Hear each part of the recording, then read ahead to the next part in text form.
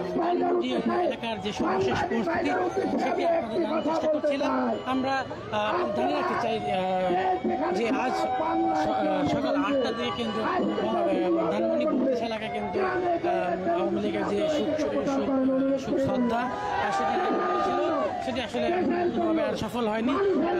ছাত্র জনতা এবং এখানে যে জনতা আছে তাদের চাপে কিন্তু আসলে সেটি পালন করা সম্ভব হয়নি। তাদের এখানে যেসব নেতাকর্মী এসেছিলেন তাদের মারধরের কারণে কিন্তু তারা আসলে পালন করতে পারেনি। এখানে অনেক নেতাকে তারা